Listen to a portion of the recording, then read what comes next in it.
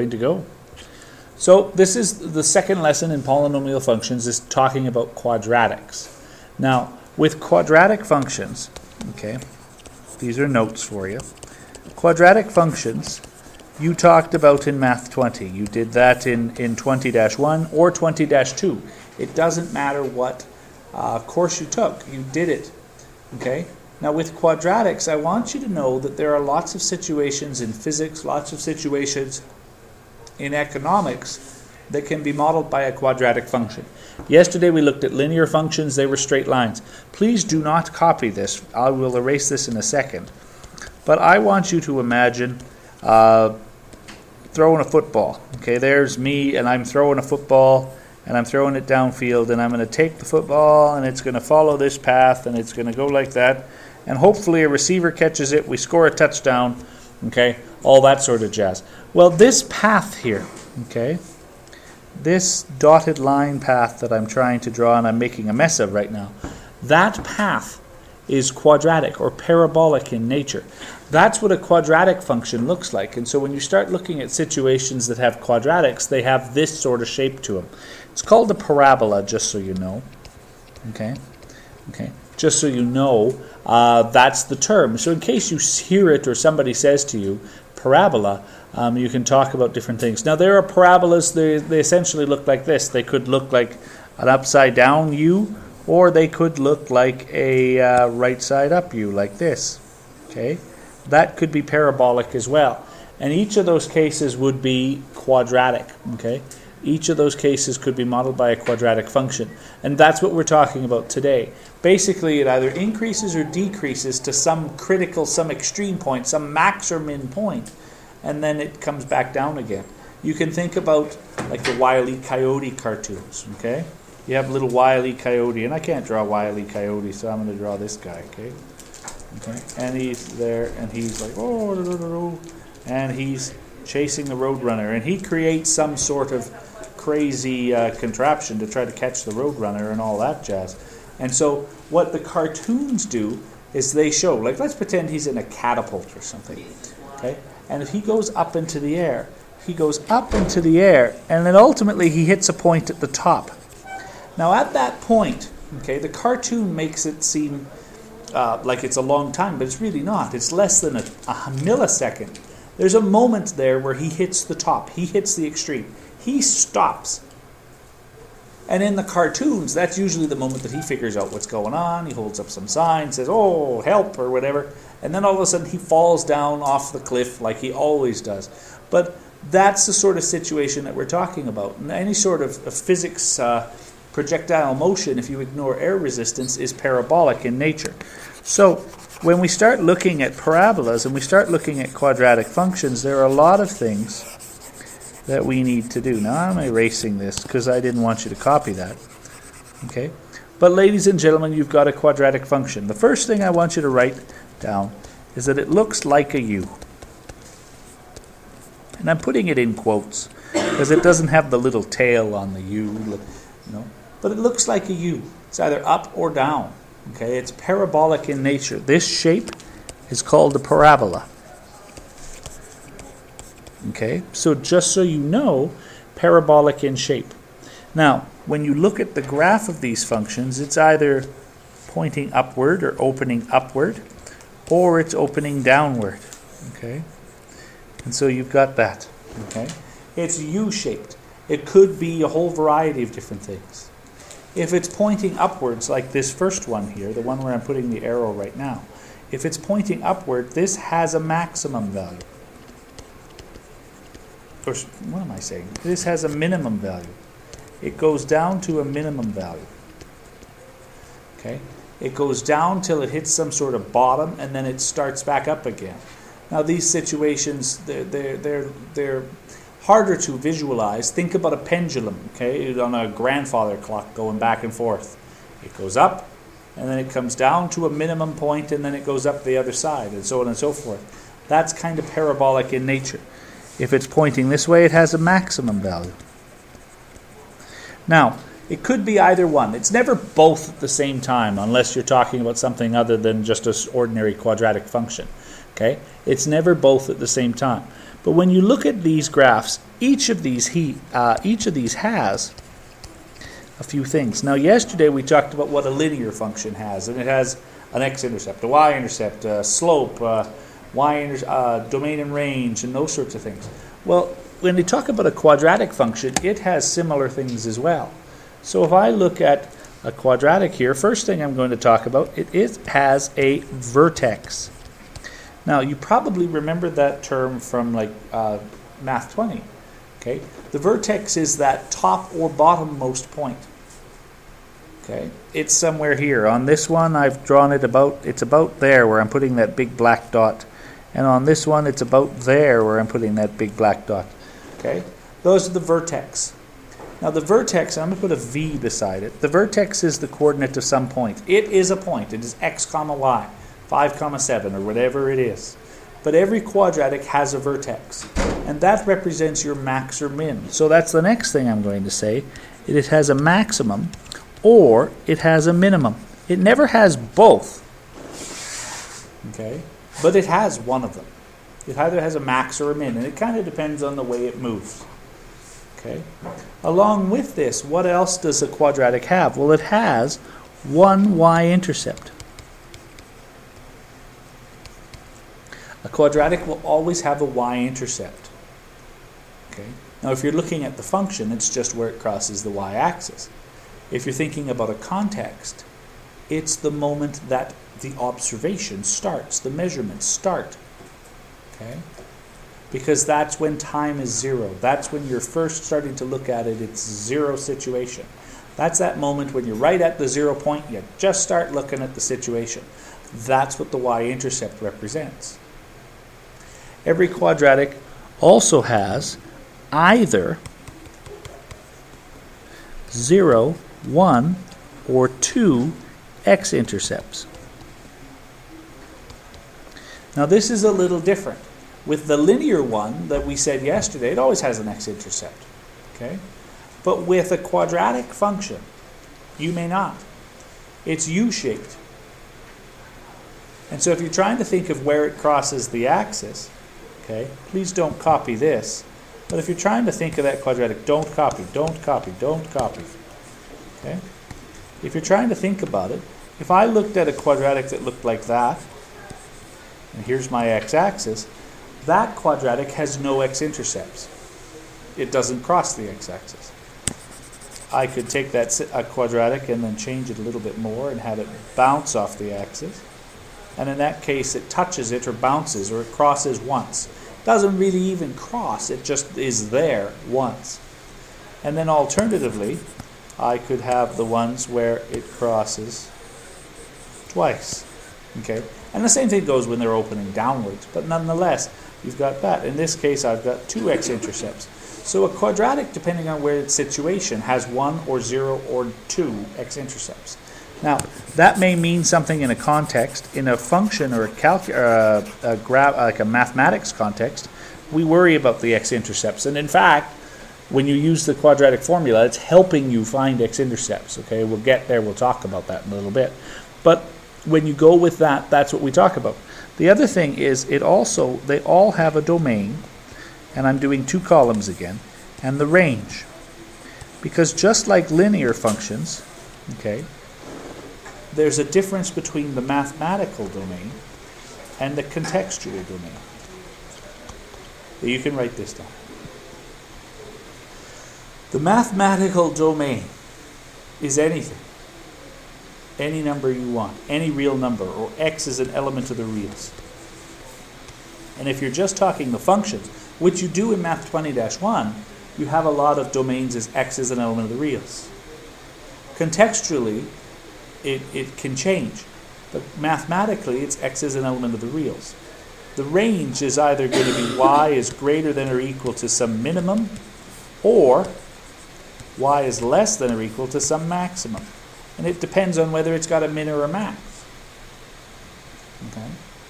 So it's either greater than the minimum or smaller than the maximum, which makes sense when you think about the words minimum and maximum. It has a minimum of this, so it's anything bigger than that. It has a maximum of this, so it's anything smaller than that. Okay? And mathematically, that's the domain and range. Contextually, I'm going to put a big question mark, because in contextual, you have to stop and think about what that means. The x is going to represent something in the context, and based on what it represents, it may make sense or it may not. And it's not just bigger than 0, okay? It's always usually between something and something else. Your range can be between something and something else, okay? Depends on the situation. But your domain and range kind of happens with this. Now what you have to do is you have to look at these situations. Now, I'm going to put a new heading, okay? Building a quadratic.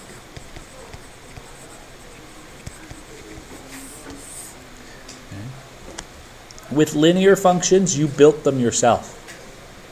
We talked about the slope being the rate of change and the y-intercept being your starting value, and so we took a context. I think yesterday we talked about one where it was like I'm catering, it's $10 a person plus a $65 setup fee, and we put that into the equation. We built it. We just thought our way through it, figured out what it is. With a quadratic, it's a lot harder. So you will not, in this course, build your own quadratic. It's too complicated. It's a little harder to figure out what the A and B are. I can give you formulas that will do it for you, but it'll only work for that context. Okay? The generic quadratic usually looks like, because it's a power of 2, so you'll have y equals something x squared, or a, plus something x plus something. Quadratic will usually look like that. And you know that the graph of that would be a parabola. It would have a max or a minimum value at the vertex somewhere along the line, has a domain and range. Now, yesterday I talked about y equals mx plus b, and I talked m is the slope, b is the y-intercept. We use that contextually. The only thing I can use this for right now is that c value is the starting amount. Okay, or it's the y-intercept, depending on how you want to look at it. It's what you started with. If you're throwing a football, it's the height that you threw the football from. Okay? So you've got that sort of idea. But that ends up giving you a quadratic. Now, anybody in here taking Physics 20? Physics 20, and there's about 4 of you. Physics 20 is all about quadratics. Do you remember the formula d equals VIT plus 1/2 AT squared? Okay? In physics, you use that. That is a quadratic, in case you hadn't noticed. Okay? That is a quadratic. And there are all sorts of situations, especially in physics, where there's a quadratic relationship of some sort. And you can go and create formulas, and you can go and do things. The thing about it is it only works in certain contexts. So the d equals VIT plus 1/2 AT squared, you have to know that what d represents. You have to know what VI represents. You have to know what A is, the acceleration due to gravity. And that changes depending on which planet you're on. And I know that sounds crazy, but you know what I mean. Okay. T is the time that the object is in the air. It works in that context, but you can't use that formula to do anything quadratic. It doesn't necessarily work because you don't have a D, a VI, a T, an A. You don't have any of those things. So you've got those situations. So from there, in Physics 20, you could have these. And in any other situation, we often crunch the numbers and play with it to do the formula. That D equals VIT plus 1/2 AT squared actually comes from calculus. Okay, and if you take Math 31, which you might, if you take Math 31, and you'll have to do 30-1 first, but if you take 31, you learn calculus. And once you learn the calculus, you understand where the formula comes from, and you suddenly stop needing the formula in the formula sheet because you just understand how to build the equation yourself. Okay, but that's what that all comes from. So ladies and gentlemen, what I want to talk about first is I want to talk about finding the vertex. So new heading, finding the vertex. Now, there are lots of ways to find the vertex.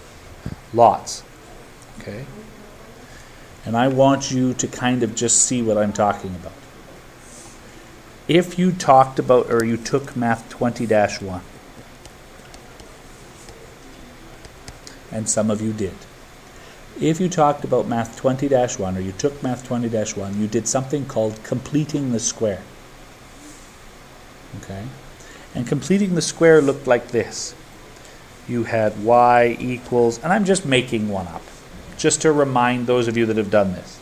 So I got 2x squared plus 24x minus 3. And in 20-1 you completed the square, which meant you isolated the constant and factored off the number in front. So you got 2x squared, 2 bracket x squared plus 12x, and this little minus 3 is off to its side. And then from there you take half of the middle term. Half of 12 is 6. You square that.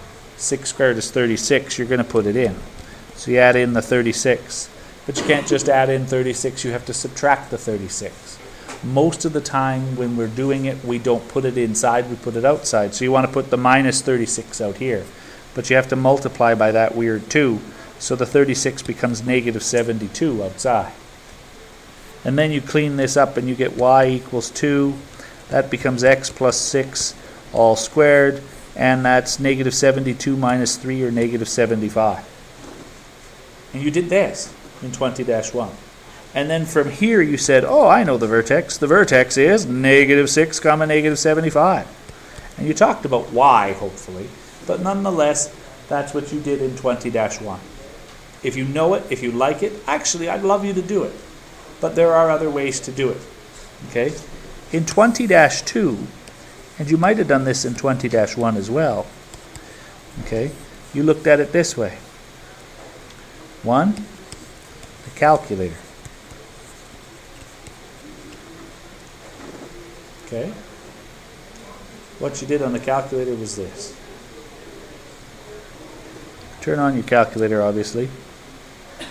Push y equals and put in your equation. I'm going to put 1 in here.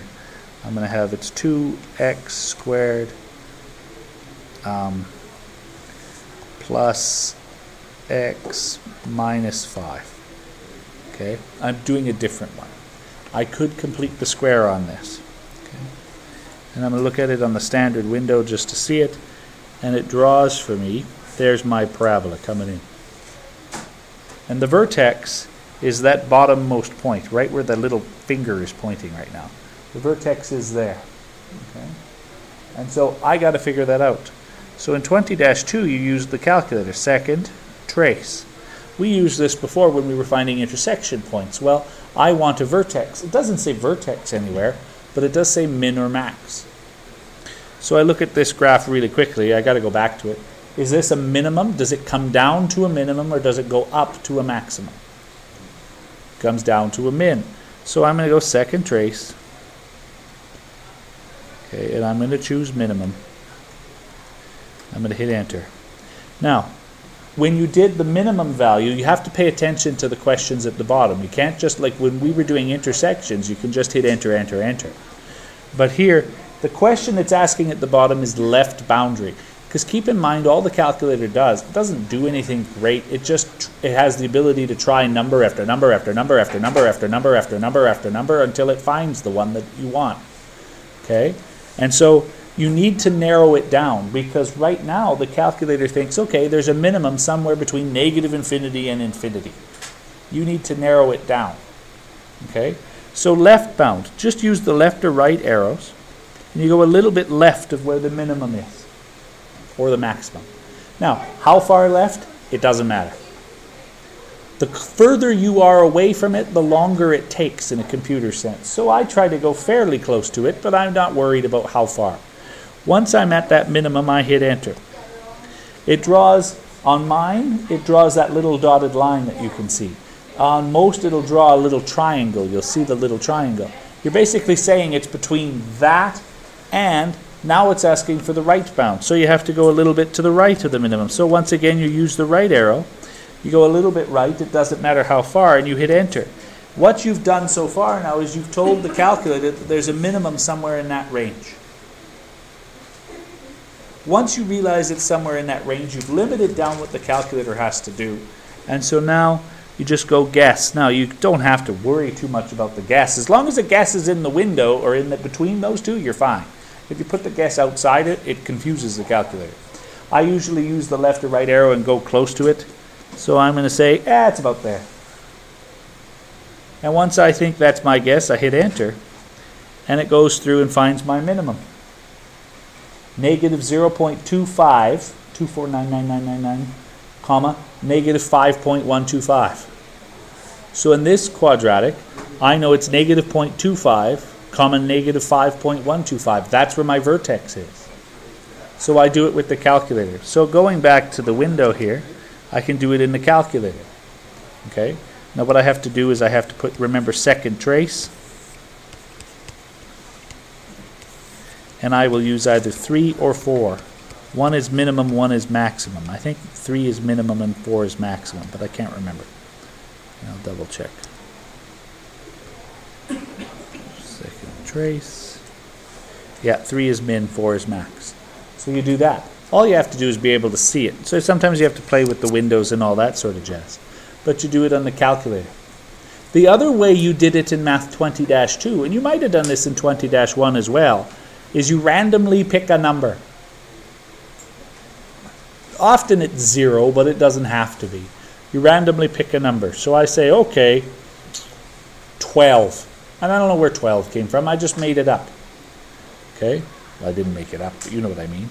And so I have the equation y equals 2x squared plus 24x minus 3, whatever the equation is. And I let y be 12. 12 equals 2x squared plus 24x minus 3. And then from there I solve this quadratic equation.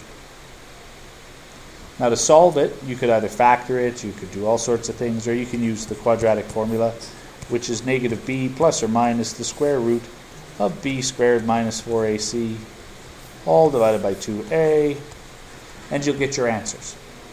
Now I don't know what the answers are, because I'm just kind of making it up. But nonetheless, you find the two answers. Once you find the two answers for this question, and I'm going to randomly choose two answers because I need to talk about this. You find the two answers. Find the two decimals. One might be 7 and one might be negative 3. You find those two answers, whatever they may be. The vertex is halfway between them. What is halfway between 7 and negative 3? What is halfway between 7 and negative 3? 2. Okay? So now I know my vertex is going to be 2 comma something. How do I figure out what the something is? I take x equals 2 and I plug it back in. Now, it doesn't work for this one. It's not for this one because I made this one up. And I randomly chose 7 and negative 3 just because I needed to do something to talk about the process. All I'm doing is reviewing what you guys did in the previous course. 20-1 you did completing the square. 20-2 you either did the calculator, or number 2 you did this weird randomly guess a number, solve for it, halfway between, then plug that value in. Honestly, I prefer completing the square. I'm a math guy. I like completing the square. I don't know why, I just always kind of enjoyed it. Okay? So that's how I do it. Either way, you need to know how to find the vertex. You need to know that. If you use the calculator, that would probably be my recommendation for Math 30-2. Okay, because it's a fairly simple method and you're using the power of the technology, and that's what you have to do, because we're using it to solve problems. We're not using it to explore quadratics. If you were taking 30-1 or 20-1, you'd complete the square because the algebra means something. And it does lots of things. Okay? Or you can do this other method here where you choose a number, randomly do it halfway between, but I wouldn't recommend it, but you could. Now, ladies and gentlemen, that's where you find the vertex. So what I want you to do right now, we're going to work on this together, is e.g., find the vertex. Okay? And I'm just going to randomly make up one. Okay? My calculator, or my equation, is going to be y equals 3x squared plus 5x minus 7.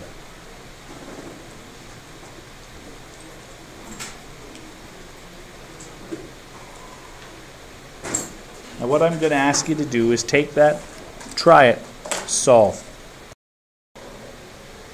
So continuing on with this, what I'm going to do is I'm going to go into my calculator.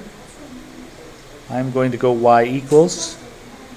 I'm going to clear out whatever I've got there, and I'm going to type in this equation. Now this equation was 3x squared plus 5x minus 7.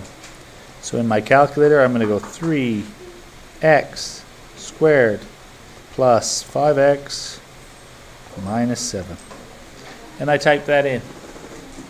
And then what I do is I want to see it on the standard window to start, so I go zoom 6, standard window, and I want to see, do I see it? So here's my quadratic, there we go.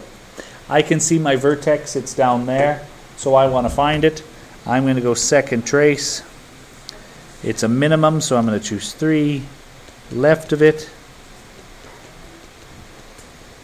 Once I'm there, hit enter, right of it, hit enter. The smaller the region, the easier it is for the calculator, but you won't notice the difference anyway.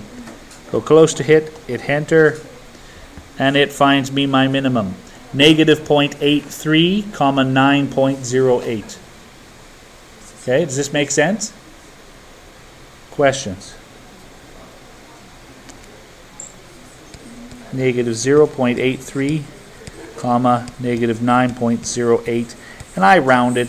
Okay, I just want to make sure you can do that, because what you start to think about is you start to think of situations, or what that means. That could be a maximum or minimum value. So when you start to look at things, look at something like this, e.g., okay, the height of a golf ball, the height of a ball, I'm going to say, the height of a ball, h, after time t seconds.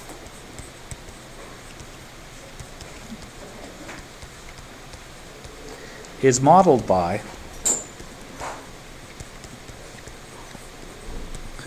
and I'm going to give you a quadratic that models the height of the ball. Okay, so this is kind of physics. Negative 16t squared plus 40t plus 1. Okay, now h is measured in feet, so I'm going to write that here, feet. T is in seconds. So you've got that. Now, I've done the work for you to create this function, okay? And I don't know how realistic it is, but nonetheless, I've done the work. Here's the equation that does this, that models this. So now all I can do is I can ask all sorts of things. A, okay, what is the maximum height of the ball?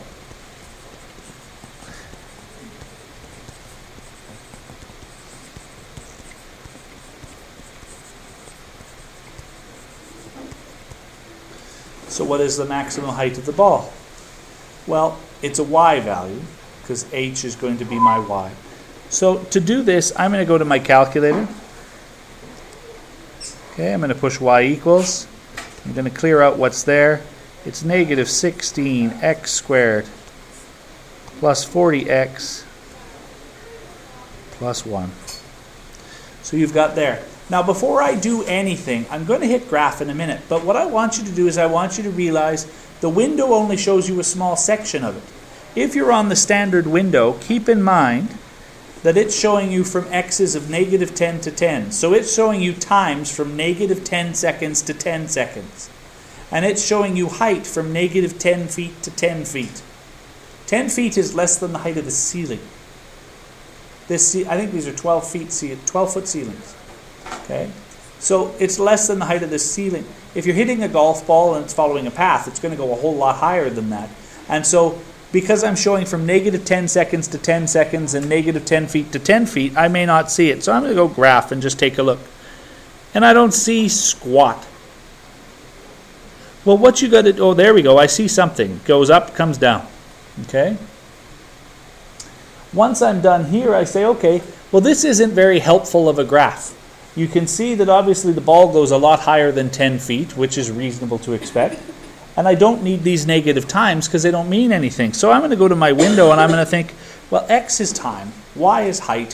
What are the reasonable things? Well, I know my lowest time's got to be 0. Anything before 0 doesn't mean anything. How long is it going to take this golf ball? I'd take a random guess. Now, honestly, I would say it's about 5 seconds. Okay, I've already seen the graph, so I know it's not quite that far. but I'm going to say 5 seconds. For my y min, what's the minimum height? Well, 0, because it's not in the ground. And my maximum height, well, 10 is obviously too little, so I need to go higher. How many feet do I want to go high? I may start with 50. I'm randomly choosing numbers. I don't know if this is helpful. And I'm going to look at the graph now. And now I can see this graph. From here, I can find the maximum. Second, trace. Okay, I'm going to find the maximum. We used minimum before. Maximum is number 4. Left bound. So I use my left arrow, go left of the maximum. Okay, and you just use the arrows, go a little bit over. Alternatively, you could complete the square. Okay, this isn't a hard completing the square. There we go. Right bound. Go a little bit to the right, hit enter, guess. Go a little bit close to hit enter. It finds me my maximum is 1.25 comma 26. Now, 1.25 comma 26. I'm going to draw this really quickly because what I see is this. That's kind of what I see, and my vertex is at 1.25 comma 26. Okay. Now you don't need to show this, but nonetheless I'm doing it because I'm making notes for the web and I'm making notes for everybody else. Okay. So the 1.25 comma 26. One of these is height, one of these is time.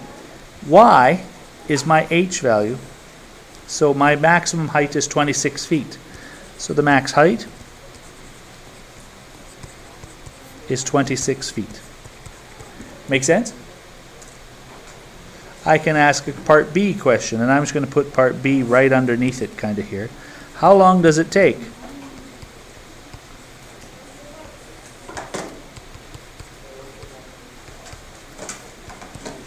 to reach the maximum? Well, the vertex is telling me that too. Keeping in mind that x's are my time and y's are my height, it's telling me that I hit a height at 26 feet after 1.25 seconds. X is my time. So how long does it take? It takes 1.25 seconds. Does that make sense? It's telling me all these things. Okay? I can ask part C. I can say, from what height was it hit?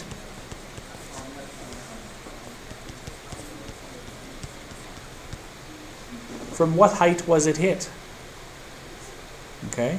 So that's, you have to stop and think, well, if I'm hitting the ball, what, I've got two unknowns. I've got my y, which is my height. I've got my x, which is my time, or my h and my t, depending on how you want to do it.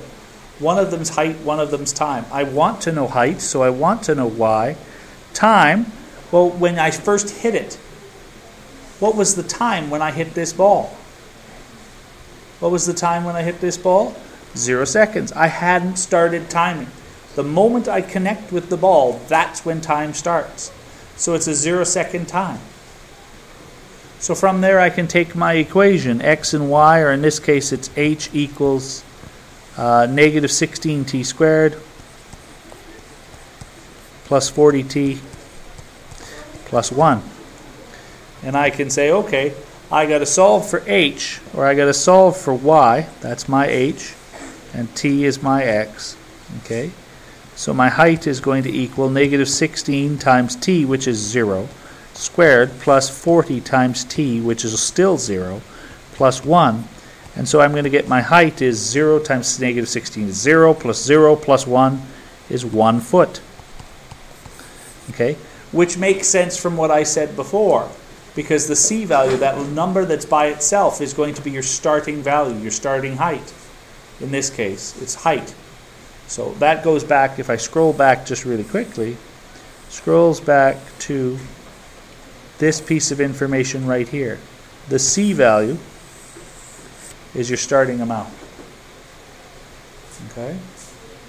So once you realize that's your starting amount, I didn't even have to do math to say that. I knew the answer was 1. I kind of cheated. But you can do those things. D. I can ask all sorts of questions. How long is it in the air? Is the ball in the air?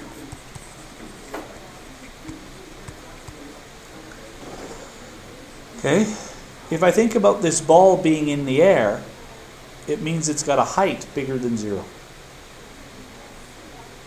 So my height bigger than 0, I've got a height, I've got a time. I want to know time.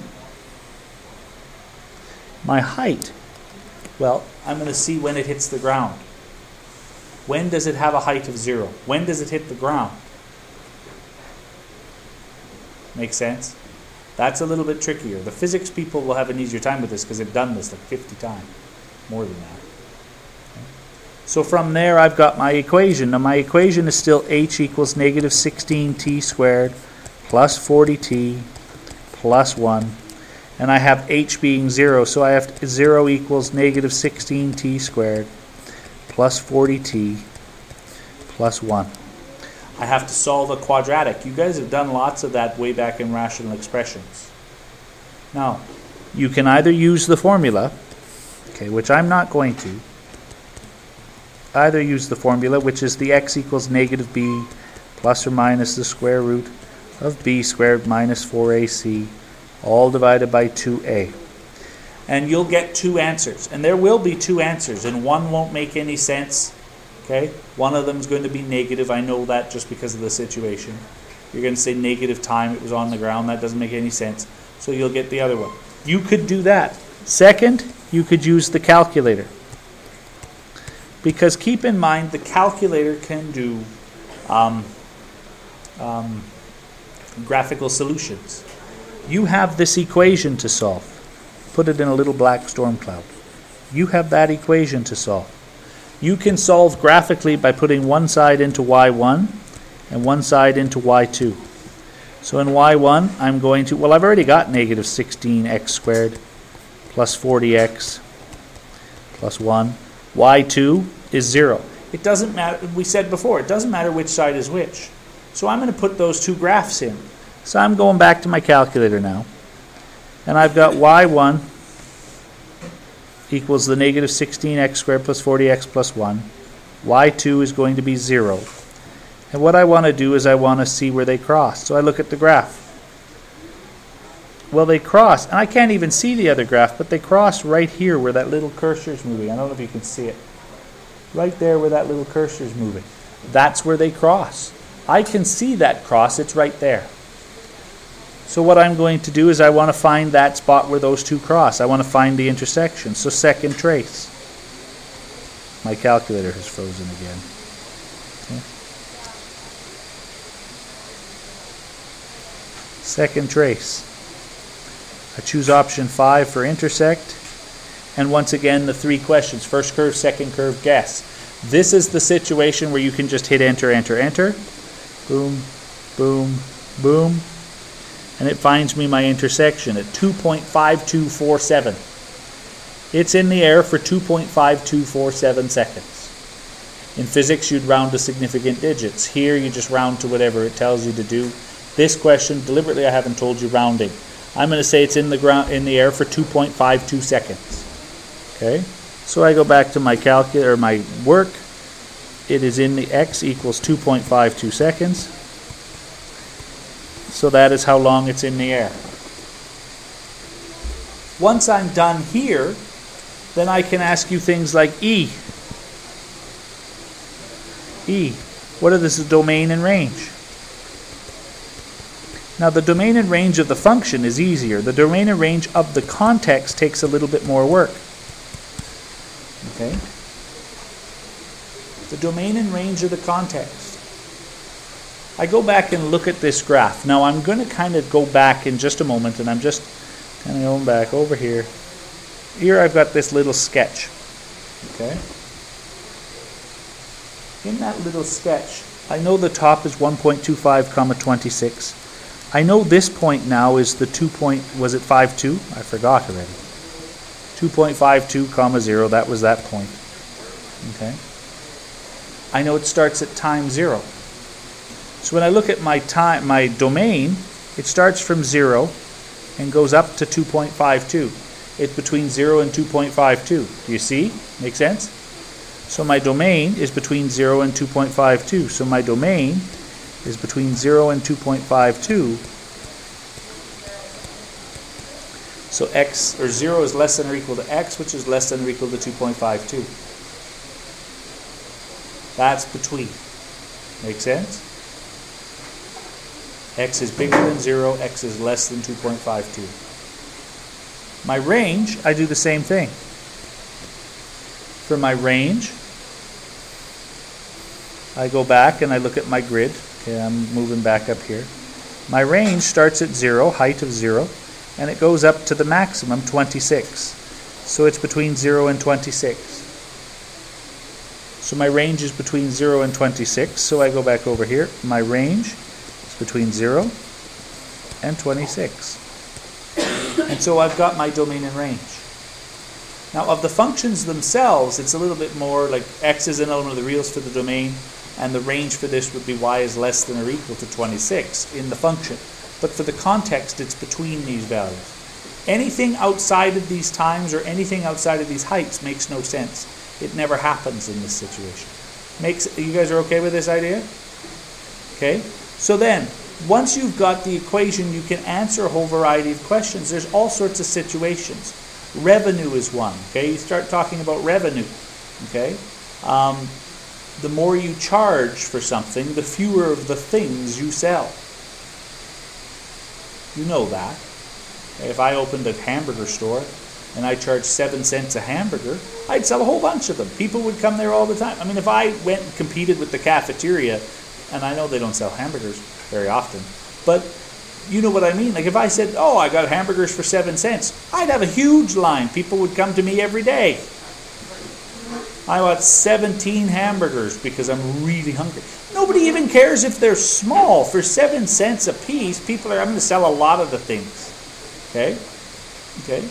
As I raise the price, I'm going to sell fewer and fewer hamburgers. If I raise it to 50 cents, I'm going to have a few fewer people show up. If I raise them to $1 a piece, then people will have fewer to show up.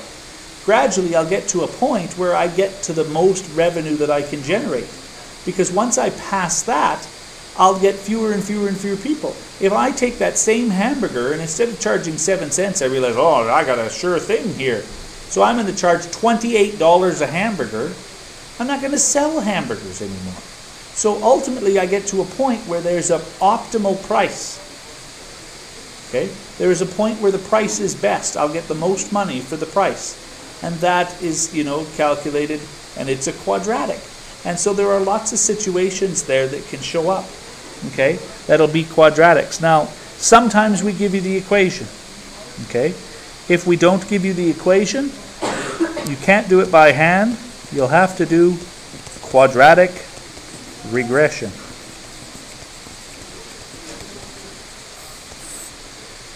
Now, quadratic regression is from a series of points, same as it was before. You did exponential and logarithmic regression in the last unit. You did linear regression yesterday. Now we're doing quadratic regression. The question will tell you. Although after we've done them all, I'll come back and do how can you tell just by thinking about it. But for right now, the question will tell you. Keep in mind that whatever you put in L1 is your X, whatever you put in L2 is your Y. The steps are almost identical. Okay? The only difference is instead of doing stat, okay, and choosing 4 for linear regression or 9 for logarithmic regression or 0 for exponential regression, we choose stat, or we push stat and choose option 5 for quad reg.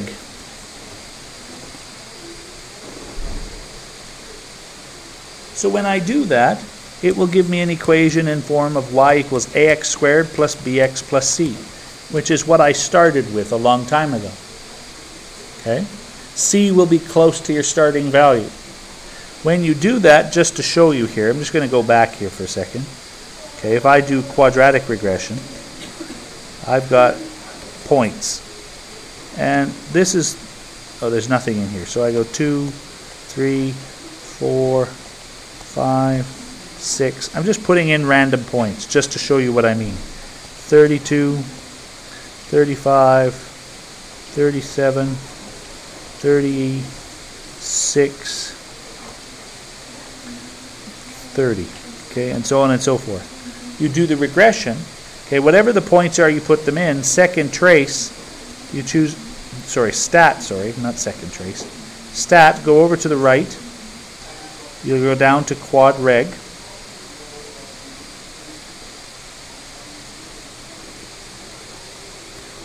You hit enter. In an 83, you just hit enter now. In an 84, you have to scroll down to calculate. Hit enter. And it will give you your quadratic regression equation. Y equals, it tells you, ax squared plus bx plus c. In this case, the a value is negative 1.5, the b value would be 11.7, and the c value would be 14.2. Okay? If the decimals are longer, you just use the whole decimal, although keep in mind, if you usually use 3 or 4 decimal places, you're probably fine. I usually go until I hit a 0 of some point, okay, as long as I'm a little ways in. Nonetheless, you've got the quadratic equation. You will have then the equation that models the situation that the data is describing, and then from there you can use the equation to solve for it. Keep in mind you've still only got 2 variables. You've got a y and you've got an x. Okay? The y will be whatever's in L2, your x will be whatever's in L1. Does that make sense? Okay? So, continuing on, you have a worksheet for homework. Okay?